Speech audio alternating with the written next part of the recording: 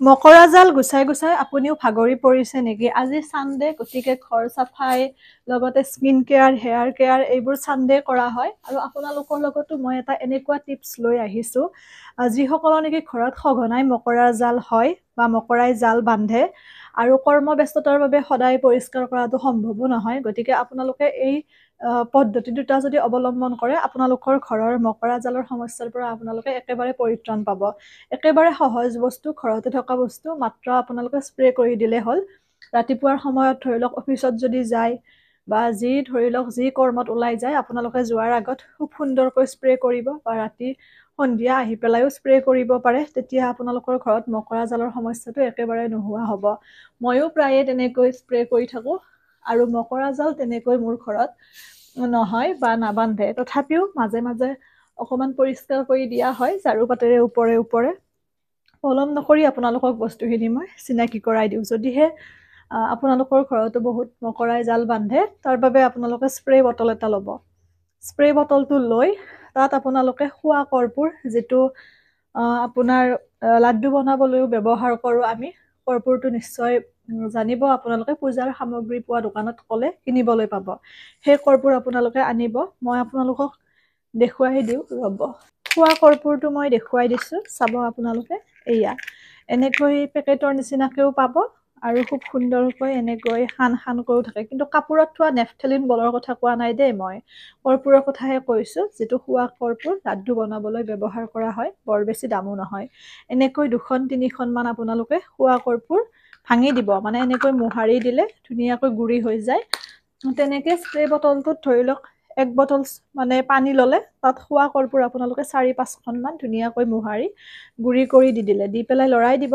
আৰু লৰাই পেলাই সেই পানীখিনি আপোনালোকে পুৱা বা সন্ধিয়া ঘৰত স্প্ৰে কৰিব। অকল যে আপোনালোকৰ মকৰা জালৰ সমস্যাৰ পৰাই আপোনালোকে পৰিত্ৰাণ পাব তেনেকুৱা নহয়। খুব সুন্দৰ এটা গোন্ধ ওলাই থাকিব, স্মেল এটা পাব ভাল। কৰ্পূৰৰ গোন্ধটো বহুত ভাল লগা। আৰু লগতে আপোনালোকৰ ঘৰত বিভিন্ন পোক পতংগ, সেইবোৰৰ পৰাও আপোনালোকৰ ঘৰখন নিশ্চিন্ত হৈ থাকিব। কৰ্পূৰটোৰ গুণাগুণ যথেষ্টখিনি আছে। ব্যৱহাৰ কৰিব আৰু জনাব। এইটো হৈছে প্ৰথম পদ্ধতি।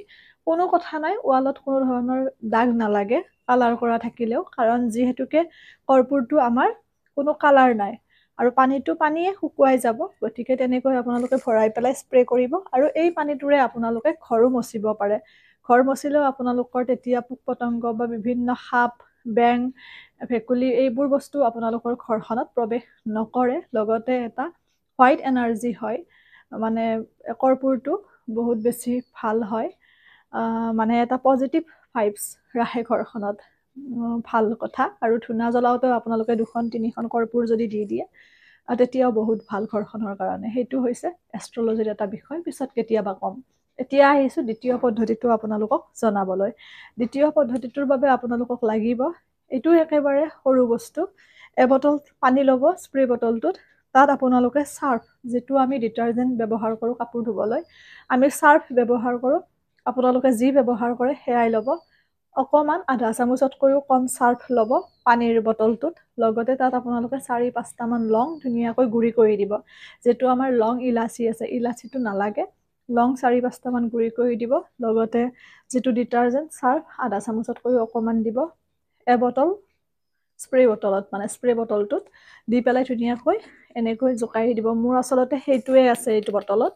আৰু এই পানীখিনিৰেও আপোনালোকে ঘৰ মচিব পাৰে, তেতিয়াও আপোনালোকৰ ঘৰত বিভিন্ন পোক পতংগ নাহে। লগতে ঘৰত যেতিয়া স্প্ৰে কৰি দিব, তেতিয়াও আপোনালোকৰ এইবোৰ মকৰা, জেঠী, পঁইতাচোৰা এই সমস্যাবোৰৰ পৰাও আপোনালোকে নিশ্চিন্ত হৈ থাকিব পাৰিব। ব্যৱহাৰ কৰিব আৰু ব্যৱহাৰ কৰি মোক জনাবলৈ নাপাহৰিব। আচলতে এইটো ভিডিঅ' প্ৰস্তুত কৰিম বুলি ভবা নাছিলোঁ। ঘৰৰ কাম কৰি থাকোঁতে মই যেতিয়া স্প্ৰে কৰিবলৈ ওলালোঁ, তেতিয়া মনত পৰিল। আগতে দিছোঁ মই আৰু বহুতে উপকৃতও হৈছিল। সেইবাবে আজি পুনৰ আপোনালোকৰ মাজত মই আগবঢ়ালোঁ এই টিপছকেইটা। আশা কৰোঁ আপোনালোক উপকৃত হ'ব বা আপোনালোকেও ভাল এটা ৰিজাল্ট পাব, কাৰণ বহুতৰে পঁইতাচোৰা, লগতে আপোনাৰ জেঠী এইবোৰ উৎপাত বহুত বেছি। আৰু বহুত বেছি হ'লে সকলো বস্তুৱে ঘৰখনৰ বাবে বেয়া। 1-2টা থাকিলে একো কথা নাই, কাৰণ সেইবোৰ জীৱইও আমাৰ বিভিন্ন ধৰণৰ উপকাৰ সাধন কৰে, নহয়নে? মহ বা তেনেকৈ কিবা কিবি খায়। কিন্তু বহুত যদি হৈ যায় ঘৰখনত, তেতিয়া লেতেৰা হয়। সেইবাবে আপোনালোকক আগবঢ়ালো টিপছ কেইটা কেনেকুৱা পালে জনাব এৰিছো শ্বেয়াৰ কৰিব লগতে যদি মোৰ পেজটি এতিয়ালৈ ফলো কৰা নাই ফলো কৰিব এনেকুৱা ধৰণৰ ইনফৰমেটিভ কিছুমান বিষয়ে মোৰ পেজত আপোনালোকে পাব তলৰ ভিডিঅ'বোৰ চালে গম পাব আৰু মোক কিবা সুধিব লগা থাকিলে আপোনালোকে ইনষ্টাগ্ৰামত ফলো কৰিব তাত সুধিব পাৰে ডিম্পি ডায়েৰী বুলি আছে পেজৰ নামেৰে আৰু কাটিং চিলাইৰ ভিডিঅ' চাব বিচাৰিলে আপোনালোকে মোৰ ইউটিউব চেনেলত চাব পাৰে ডিম্পি ডায়েৰী বুলি আছে পেজৰ নামেৰে পেজৰ ডিপিখনে আছে এৰিছো সকলো ভালে থাকিব সুস্থ থাকিব হাঁহি থাকিব আৰু খুব সুন্দৰকৈ নিজৰ ঘৰখন পৰিষ্কাৰ কৰি ৰাখিব আৰু এই টিপছটি ব্যৱহাৰ কৰি কেনেকুৱা পালে মোক কিন্তু জনাব কাৰণ আপোনালোক উপকৃত হ'লেহে মোৰ ভিডিঅ'টি সাৰ্থকতা লাভ কৰে